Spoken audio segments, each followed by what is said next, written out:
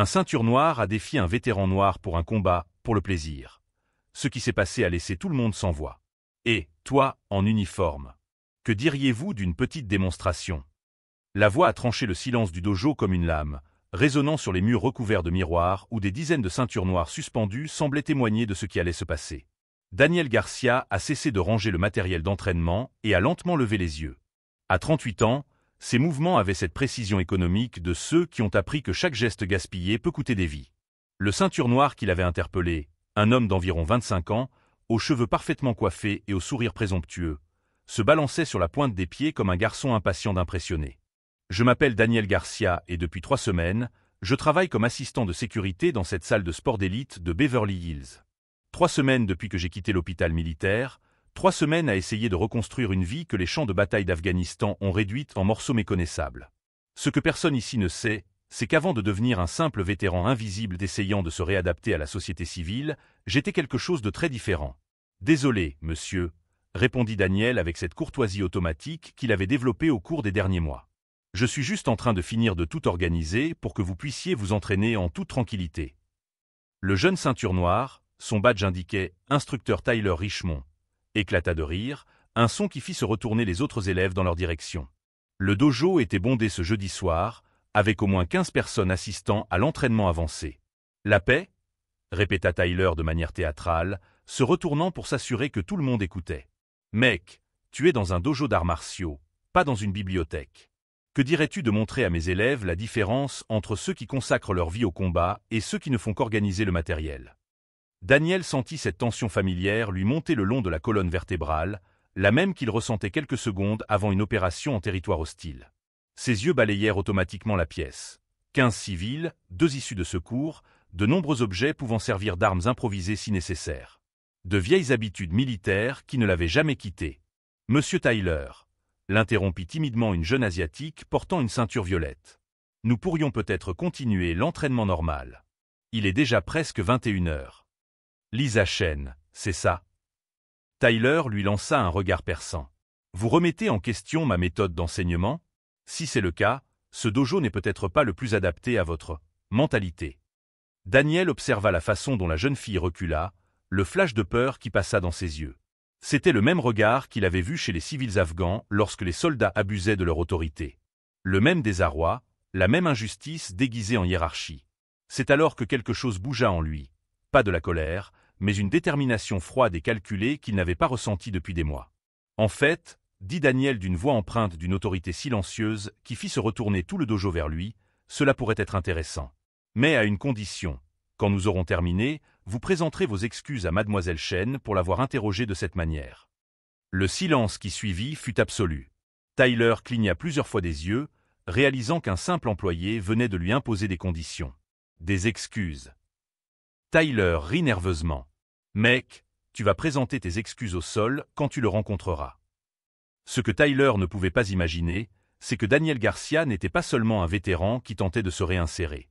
C'était un ancien instructeur de combat au corps à corps des forces spéciales, décoré 2 fois pour son courage et avec un passé de mission classifié qui ferait réfléchir n'importe quelle ceinture noire sur ce que signifie vraiment savoir se battre. Si vous aimez cette histoire qui montre comment la fierté peut aveugler les gens face à des dangers qu'ils ne peuvent même pas imaginer, n'oubliez pas de vous abonner à la chaîne pour découvrir comment cette soirée allait devenir la leçon la plus humiliante de la vie de Tyler Richmond. Mais ce que personne dans ce dojo ne savait, c'est que Daniel portait un secret bien plus sombre que ses décorations militaires. Et Tyler était sur le point de réveiller quelque chose qui aurait dû rester endormi pour toujours. Tyler Richmond ajusta sa ceinture noire d'un geste théâtral, savourant chaque seconde d'attention. À 25 ans, fils d'une famille de Beverly Hills qui avait payé pour chaque titre qu'il arborait, il n'avait jamais rencontré de véritable résistance dans sa vie dorée. « Mesdames et messieurs, formez un cercle », ordonna-t-il en gesticulant de manière dramatique. « Vous êtes sur le point d'assister à une démonstration sur la hiérarchie et le respect dans le monde des arts martiaux. » Daniel observa les élèves se positionner autour du tatami.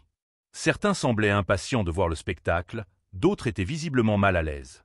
Lisa Chen murmura quelque chose à un camarade à côté d'elle, qui se contenta de secouer la tête en signe de désapprobation.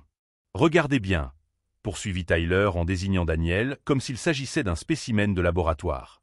« Nous avons ici un exemple parfait de quelqu'un qui n'a jamais compris qu'il existe des endroits appropriés pour certaines personnes. Les dojos d'élite ne sont pas pour... Enfin, vous comprenez. Les mots tranchèrent l'air comme des éclats de verre.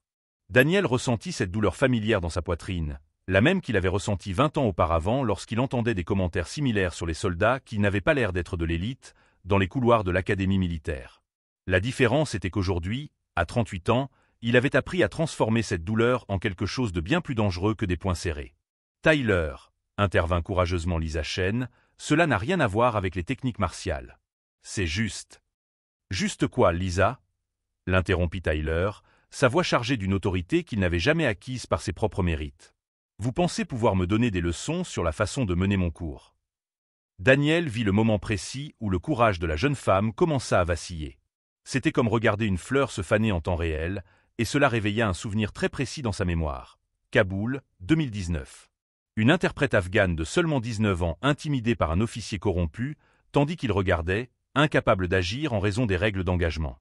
Cette fois-ci, il n'y avait pas de règles d'engagement. « Monsieur Tyler », dit Daniel d'une voix basse, mais empreinte d'une autorité qui fit taire instantanément tout le dojo. « Mademoiselle Shen a raison. Cela n'a rien à voir avec les arts martiaux. » Tyler se retourna, le visage rouge d'indignation. « Comment osez-vous me donner des leçons sur les arts martiaux? Vous ne savez même pas ce qu'est un dojo. » C'est alors que Tyler commit sa première erreur fatale. Il poussa légèrement Daniel par l'épaule, un geste apparemment anodin, mais chargé de toute l'arrogance de quelqu'un qui n'a jamais eu à faire face aux conséquences réelles de ses actes. Daniel encaissa la poussée sans bouger d'un pouce. Ses pieds restèrent plantés au sol comme des racines de chêne, et Tyler eut l'impression d'avoir essayé de pousser un mur de béton. Le sourire arrogant de l'instructeur vacilla pendant une fraction de seconde. « Intéressant », murmura Daniel, plus pour lui-même que pour Tyler. Cela fait longtemps que personne n'avait essayé de me provoquer ainsi. Il y avait quelque chose dans la voix de Daniel qui changea complètement l'atmosphère de l'endroit. Ce n'était ni une menace ni de la colère. C'était le calme effrayant de quelqu'un qui avait traversé des vallées bien plus sombres et en était ressorti transformé. Tyler, incapable d'interpréter les signes de danger, insista. « Vous avez entendu ça, les gars? Il trouve ça intéressant. Et si on lui montrait la différence entre trouver et savoir ?» Ce que Tyler ne comprenait pas, c'est que chaque mot humiliant réveillait en Daniel quelque chose qui était resté endormi pendant des mois. Pas de la colère ou une soif de vengeance, mais une clarté cristalline sur qui il était vraiment lorsqu'il cessait de se cacher. Lisa Shen observait la scène avec une inquiétude grandissante. Il y avait quelque chose dans la façon dont le vétéran respirait, dans la façon dont ses muscles se tendaient de manière presque imperceptible, qui lui rappelait les documentaires sur les prédateurs qu'elle regardait sur Discovery Channel. Le calme qui précède l'attaque. « Dernière chance, mec », annonça Tyler, désormais clairement agacé par l'absence de réponse de Daniel. « Soit tu acceptes la démonstration comme un homme, soit j'appelle la sécurité pour qu'elle t'escorte hors d'ici. Et devine quoi? Tu perdras ton emploi aussi. » Daniel ouvrit lentement les yeux. Lorsque son regard croisa celui de Tyler, l'instructeur sentit un frisson lui parcourir l'échine, comme s'il venait de réveiller un dragon qu'il croyait être un simple lézard inoffensif. « D'accord, » dit finalement Daniel, d'une voix basse mais empreinte d'une autorité qui fit taire instantanément toutes les personnes présentes. « Mais quand nous aurons terminé, je veux que vous expliquiez à vos élèves pourquoi vous avez transformé un lieu d'apprentissage en un cirque d'humiliation. » Ce qu'aucun d'entre eux ne savait, c'est que Daniel avait passé les 3 derniers mois non seulement à se remettre de ses blessures physiques, mais aussi à maîtriser un contrôle émotionnel qui avait transformé son ancienne colère destructrice en quelque chose de beaucoup plus raffiné et d'une efficacité dévastatrice.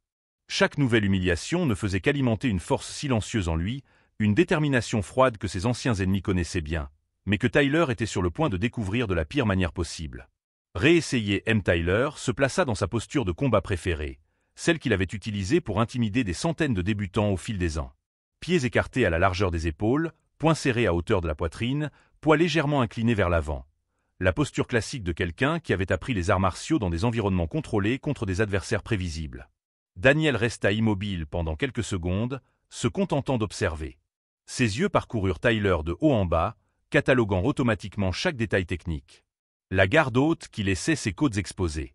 La base instable qui compromettait son équilibre. La tension excessive dans ses épaules qui trahissait chacun de ses mouvements avant même qu'il ne commence. 20 ans d'entraînement militaire ne s'effacent pas facilement. « Tu attends toujours », provoqua Tyler en sautillant légèrement sur place. « Ou tu vas rester planté là comme un poteau. » C'est alors que Daniel fit quelque chose que personne n'attendait. Il commença à bouger. Ce n'était pas un changement spectaculaire, juste un léger repositionnement des pieds, un léger abaissement du centre de gravité, les épaules se détendant dans une ligne parfaitement horizontale. Mais pour quiconque savait ce qu'il fallait rechercher, la transformation fut instantanée et terrifiante. Lisa Chen sentit un frisson lui parcourir l'échine. Au cours de ses 2 années d'études en biomécanique sportive, elle avait analysé des centaines d'heures d'enregistrements vidéo de grands combattants. Ce dont elle venait d'être témoin était la transition d'un homme ordinaire en un prédateur né. « Intéressant », murmura Tyler, sa confiance vacillant pour la première fois. Daniel fit un pas en avant et Tyler recula instinctivement. Le mouvement fut si involontaire, si primitif, que plusieurs élèves le remarquèrent. Un assistant de sécurité faisant reculer un ceinture noire. « Un problème ?» demanda Daniel doucement, sa voix empreinte d'une autorité silencieuse qui fit taire tout le monde. Tyler sentit le sang lui monter aux joues. Sa réputation était remise en question devant ses propres élèves. Il ne pouvait pas reculer maintenant, même si chaque fibre de son être lui criait d'arrêter et de s'excuser. « Pas de problème », répondit Derek en esquissant un sourire. « J'admire juste votre posture. Quelqu'un vous l'a apprise sur YouTube ?» La blague tomba à plat. Personne ne rit. La tension dans la pièce était devenue presque palpable. « En fait, » dit calmement Daniel, « je l'ai apprise dans un endroit appelé Fort Bragg. Tu en as peut-être entendu parler. » Tyler fronça les sourcils. Le nom lui semblait familier, mais il ne parvenait pas à identifier la référence. « Fort Bragg, quel genre de stage de week-end as-tu suivi là-bas » Lisa Chen prit discrètement son téléphone et tapa rapidement « Fort Bragg militaire ». Ce qu'elle trouva lui glaça le sang. Ce n'était pas n'importe quelle académie. C'était le quartier général du commandement des opérations spéciales de l'armée américaine. « Tyler », continua Daniel, toujours d'une voix calme, « dernière chance. Excuse-toi auprès de Lisa pour avoir remis en question son droit de s'exprimer. Excuse-toi auprès de tes élèves pour avoir transformé cet endroit en cirque. Et surtout, excuse-toi auprès de toi-même pour être devenu exactement le genre de personne que les arts martiaux devraient apprendre à ne pas être. » L'offre de clémence flottait dans l'air comme une fumée toxique. Tyler aurait pu choisir l'humilité. Il aurait pu reconnaître qu'il avait dépassé les bornes. Il aurait pu préserver le peu de dignité qui lui restait. Au lieu de cela, il a attaqué. Le premier coup de poing de Tyler était techniquement parfait. Un JAB rapide et précis, exécuté exactement comme il avait appris dans les manuels. C'était le genre de coup qui fonctionnait contre 99% des personnes avec lesquelles il s'était entraîné au fil des ans. Daniel ne faisait pas partie des 99%. Le mouvement était si rapide, si fluide, que la moitié des personnes présentes n'ont même pas eu le temps de comprendre ce qui s'était passé. Daniel n'était tout simplement plus là où le poing de Tyler avait été dirigé. Son corps avait glissé sur le côté comme de l'eau contournant une pierre. Et soudain, Tyler était déséquilibré, son bras tendu dans le vide. « Bien essayé », commenta Daniel doucement, déjà repositionné et parfaitement équilibré. « Technique propre, vitesse adéquate, mais tu as télégraphié le mouvement avec ton épaule droite. » Tyler tourna frénétiquement sur lui-même, essayant de localiser son adversaire. Comment quelqu'un avait-il pu bouger aussi vite? « Chance du débutant », murmura-t-il, plus pour lui-même que pour Daniel. La deuxième attaque fut rapide. JAB, direct, crochet. 3 coups de poing enchaînés avec la précision de quelqu'un qui avait pratiqué cette combinaison des milliers de fois. C'était sa combinaison préférée, celle qu'il utilisait pour terminer ses entraînements et impressionner les débutants. Une fois de plus, Daniel n'était tout simplement pas là. Cette fois, Lisa réussit à suivre le mouvement.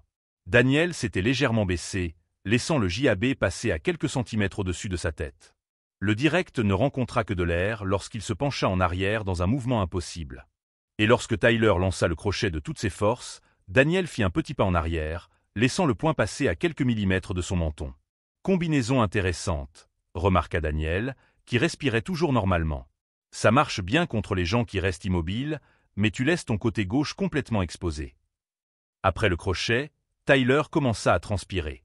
Ce n'était pas normal. Il avait donné des milliers de coups de poing dans sa vie, et maintenant, il n'arrivait pas à placer un seul coup sur un homme qui n'avait soi-disant jamais combattu. « Arrête de danser et bats-toi !» cria Tyler en lançant une série de coups encore plus agressifs. C'est alors que Daniel décida que la démonstration avait assez duré. La troisième attaque de Tyler, une combinaison désespérée de coups de poing et de coups de pied, ne rencontra une fois de plus que du vent. Mais cette fois, quelque chose de différent se produisit. Lorsque Tyler se remit d'avoir raté tous ses coups, Daniel était inexplicablement plus proche. Comment avait-il comblé la distance sans que personne ne le voie? « Tyler », dit Daniel doucement, Maintenant à un bras de distance, veux-tu connaître la différence entre quelqu'un qui a appris à se battre dans des salles de sport et quelqu'un qui a appris dans des zones de guerre? Avant que Tyler n'ait pu répondre, quelque chose s'est produit qui défiait tout ce que les personnes présentes pensaient savoir sur la physique. Sans sembler utiliser la moindre force, sans mouvement brusque ou agressif, Daniel a simplement touché Tyler à la poitrine avec la paume de sa main droite. Et Tyler a volé. Il n'a pas été poussé ou renversé. Il a littéralement été propulsé en arrière, comme s'il avait été frappé par une vague invisible. Ses pieds ont quitté le sol, il a parcouru près de 3 mètres dans les airs et a atterri sur le dos avec un impact qui a fait halter tout le monde dans la pièce. Le silence qui a suivi était absolu. Tyler est resté allongé sur le sol pendant quelques secondes, fixant le plafond, essayant de comprendre ce qui venait de se passer. Il ne ressentait aucune douleur, seulement la force irrésistible de quelqu'un opérant à un niveau complètement différent de tout ce qu'il avait connu auparavant. « C'est impossible », murmura Tyler en essayant de se relever. Lisa Shen avait cessé de respirer. En 2 ans d'études des arts martiaux, elle n'avait jamais assisté à une démonstration de puissance aussi contrôlée et dévastatrice. Il n'y avait aucune brutalité, aucune colère, seulement l'application clinique d'une technique qu'elle n'avait vue que dans les légendes. C'est alors que Tyler commit l'erreur qui scella son destin à jamais. Au lieu d'accepter la leçon et de se rendre, il se releva avec une rage renouvelée et se lança dans une dernière attaque, désespéré de retrouver sa dignité perdue. Mais Daniel n'était plus seulement un vétéran essayant de se réadapter à la vie civile. À ce moment-là, 20 ans de souvenirs enfouis ont commencé à refaire surface, et Tyler était sur le point de découvrir la véritable signification d'affronter un soldat des forces spéciales qui avait décidé de cesser de se cacher. Tyler se releva du sol, les yeux injectés de haine, sa dignité brisée devant 15 témoins. À ce moment-là, il n'était plus un instructeur essayant de maintenir son autorité, mais un animal acculé, dangereux dans son désespoir. « Espèce de salaud !» rugit-il, se lançant dans une attaque sauvage qui n'avait rien à voir avec les techniques martiales. C'est alors que quelque chose de fondamental changea dans l'expression de Daniel Garcia. Ses pupilles se dilatèrent légèrement, sa respiration devint plus profonde et plus contrôlée, et pendant une fraction de seconde, Lisa Shen aurait juré avoir vu une ombre passer dans ses yeux, comme si une porte longtemps verrouillée venait de s'ouvrir. Ce que personne dans ce dojo ne savait, c'est que Daniel Garcia n'était pas seulement un vétéran ordinaire essayant de se réadapter.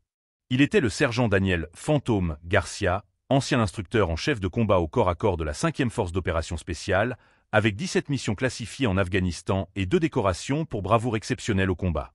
Mais il y avait autre chose. Quelque chose que même ses supérieurs militaires ne connaissaient pas complètement. Au cours de sa dernière mission à Kaboul, Daniel avait été contraint de faire quelque chose qui avait brisé son âme en morceaux méconnaissables. Une opération qui avait sauvé des dizaines de vies civiles, mais qui lui avait coûté 3 ans dans des hôpitaux militaires, non pas à cause de blessures physiques, mais à cause de quelque chose de beaucoup plus profond. Un syndrome de stress post-traumatique sévère.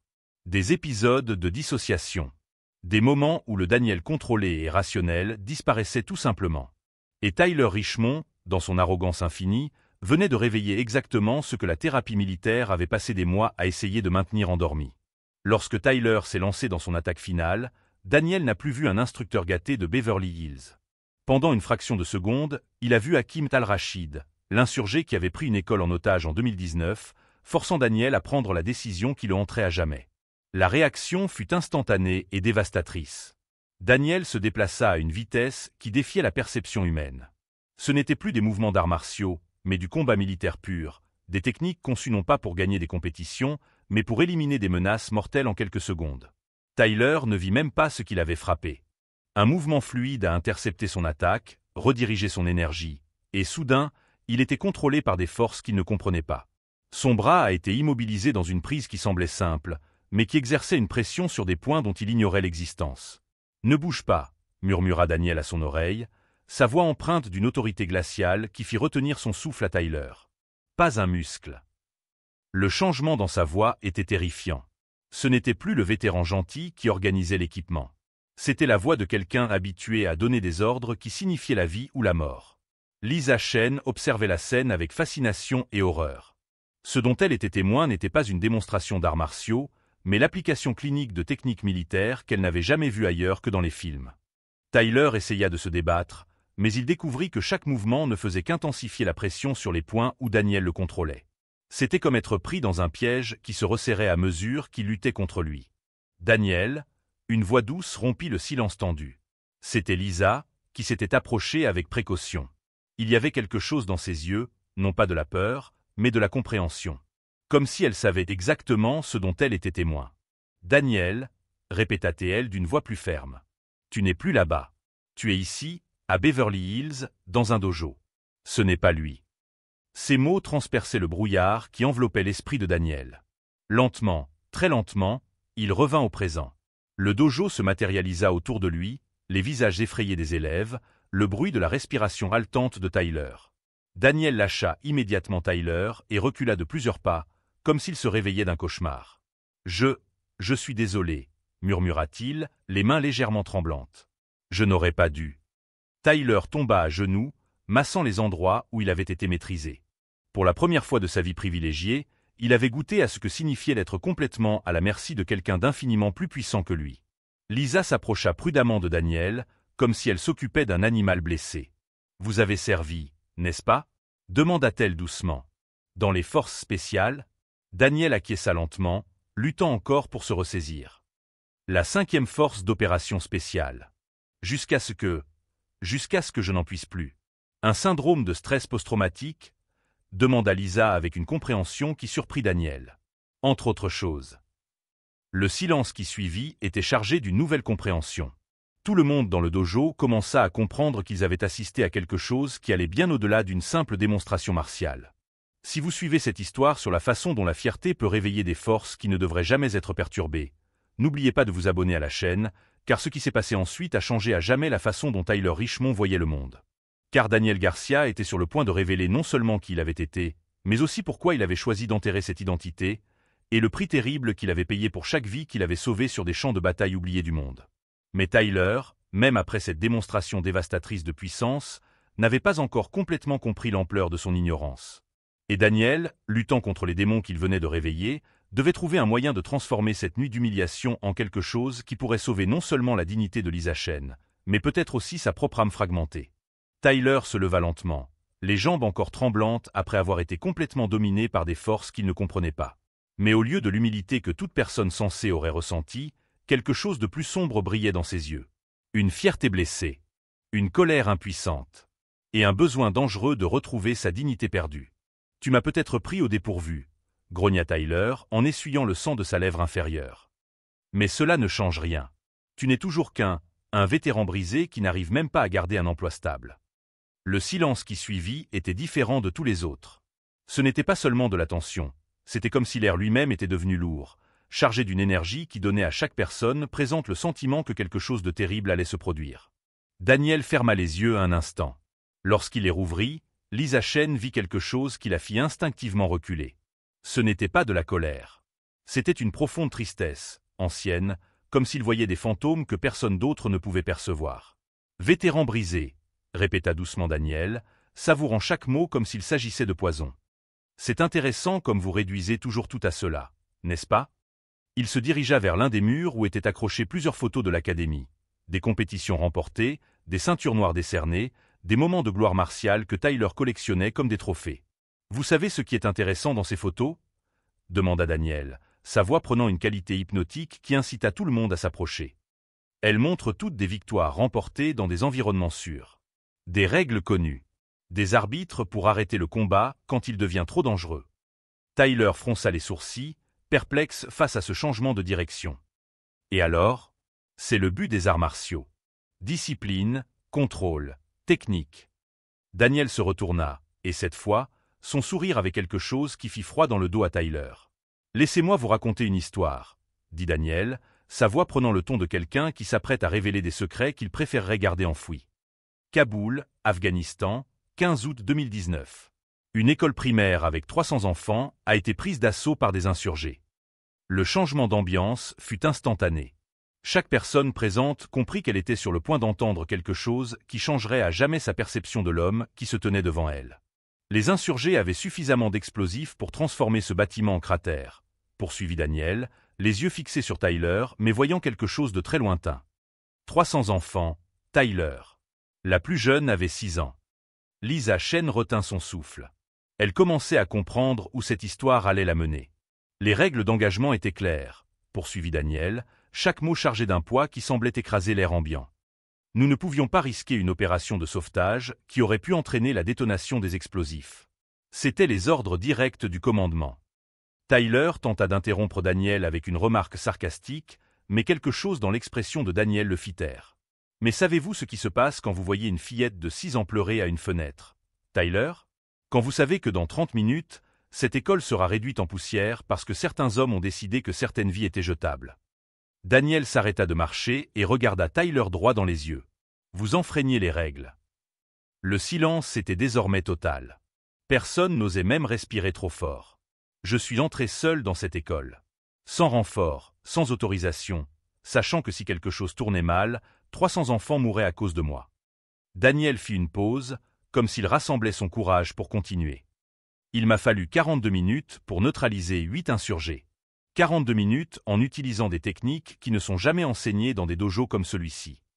Lisa Chen s'aperçut qu'elle pleurait sans savoir quand les larmes avaient commencé à couler.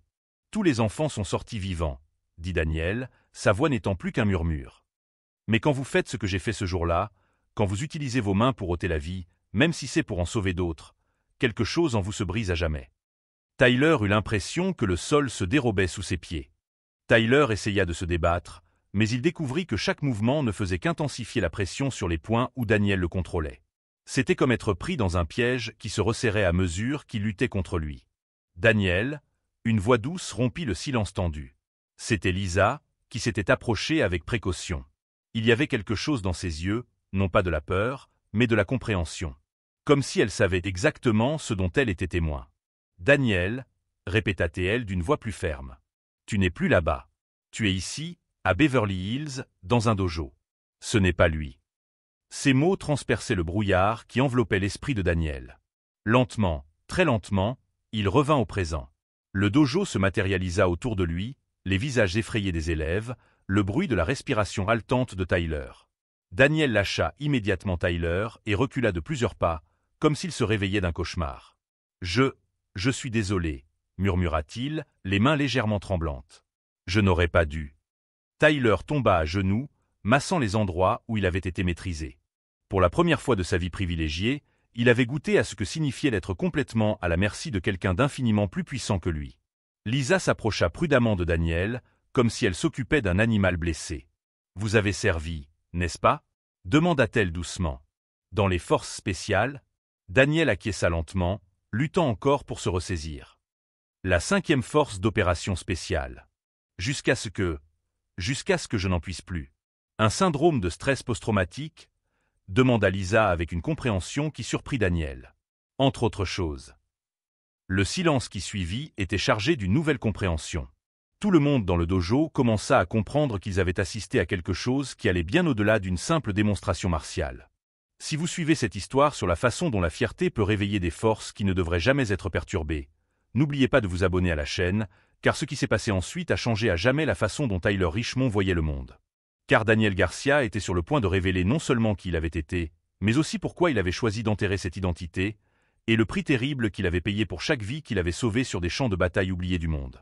Mais Tyler, même après cette démonstration dévastatrice de puissance, n'avait pas encore complètement compris l'ampleur de son ignorance.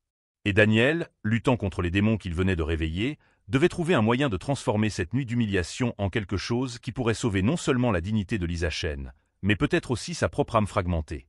Tyler se leva lentement, les jambes encore tremblantes après avoir été complètement dominé par des forces qu'il ne comprenait pas. Mais au lieu de l'humilité que toute personne sensée aurait ressentie, quelque chose de plus sombre brillait dans ses yeux. Une fierté blessée, une colère impuissante, et un besoin dangereux de retrouver sa dignité perdue. « Tu m'as peut-être pris au dépourvu », grogna Tyler en essuyant le sang de sa lèvre inférieure. « Mais cela ne change rien. Tu n'es toujours qu'un vétéran brisé qui n'arrive même pas à garder un emploi stable. » Le silence qui suivit était différent de tous les autres. Ce n'était pas seulement de la tension, c'était comme si l'air lui-même était devenu lourd, chargé d'une énergie qui donnait à chaque personne présente le sentiment que quelque chose de terrible allait se produire. Daniel ferma les yeux un instant. Lorsqu'il les rouvrit, Lisa Chen vit quelque chose qui la fit instinctivement reculer. Ce n'était pas de la colère. C'était une profonde tristesse, ancienne, comme s'il voyait des fantômes que personne d'autre ne pouvait percevoir. « Vétéran brisé », répéta doucement Daniel, savourant chaque mot comme s'il s'agissait de poison. « C'est intéressant comme vous réduisez toujours tout à cela, n'est-ce pas ?» Il se dirigea vers l'un des murs où étaient accrochées plusieurs photos de l'académie. des compétitions remportées, des ceintures noires décernées, des moments de gloire martiale que Tyler collectionnait comme des trophées. « Vous savez ce qui est intéressant dans ces photos ?» demanda Daniel, sa voix prenant une qualité hypnotique qui incita tout le monde à s'approcher. Elles montrent toutes des victoires remportées dans des environnements sûrs. Des règles connues. Des arbitres pour arrêter le combat quand il devient trop dangereux. Tyler fronça les sourcils, perplexe face à ce changement de direction. Et alors? C'est le but des arts martiaux. Discipline, contrôle, technique. Daniel se retourna, et cette fois, son sourire avait quelque chose qui fit froid dans le dos à Tyler. « Laissez-moi vous raconter une histoire, » dit Daniel, sa voix prenant le ton de quelqu'un qui s'apprête à révéler des secrets qu'il préférerait garder enfouis. Kaboul, Afghanistan, 15 août 2019. Une école primaire avec 300 enfants a été prise d'assaut par des insurgés. Le changement d'ambiance fut instantané. Chaque personne présente comprit qu'elle était sur le point d'entendre quelque chose qui changerait à jamais sa perception de l'homme qui se tenait devant elle. Les insurgés avaient suffisamment d'explosifs pour transformer ce bâtiment en cratère, poursuivit Daniel, les yeux fixés sur Tyler mais voyant quelque chose de très lointain. 300 enfants, Tyler. La plus jeune avait 6 ans. Lisa Chen retint son souffle. Elle commençait à comprendre où cette histoire allait la mener. Les règles d'engagement étaient claires, poursuivit Daniel, chaque mot chargé d'un poids qui semblait écraser l'air ambiant. Nous ne pouvions pas risquer une opération de sauvetage qui aurait pu entraîner la détonation des explosifs. C'étaient les ordres directs du commandement. Tyler tenta d'interrompre Daniel avec une remarque sarcastique, mais quelque chose dans l'expression de Daniel le fit taire. « Mais savez-vous ce qui se passe quand vous voyez une fillette de 6 ans pleurer à une fenêtre, Tyler? Quand vous savez que dans 30 minutes, cette école sera réduite en poussière parce que certains hommes ont décidé que certaines vies étaient jetables. » Daniel s'arrêta de marcher et regarda Tyler droit dans les yeux. « Vous enfreignez les règles. » Le silence était désormais total. Personne n'osait même respirer trop fort. Je suis entré seul dans cette école. Sans renfort, sans autorisation, sachant que si quelque chose tournait mal, 300 enfants mourraient à cause de moi. Daniel fit une pause, comme s'il rassemblait son courage pour continuer. Il m'a fallu 42 minutes pour neutraliser 8 insurgés. 42 minutes en utilisant des techniques qui ne sont jamais enseignées dans des dojos comme celui-ci. Lisa Chen s'aperçut qu'elle pleurait sans savoir quand les larmes avaient commencé à couler. « Tous les enfants sont sortis vivants, » dit Daniel, sa voix n'étant plus qu'un murmure. « Mais quand vous faites ce que j'ai fait ce jour-là, quand vous utilisez vos mains pour ôter la vie, même si c'est pour en sauver d'autres, quelque chose en vous se brise à jamais. » Tyler eut l'impression que le sol se dérobait sous ses pieds.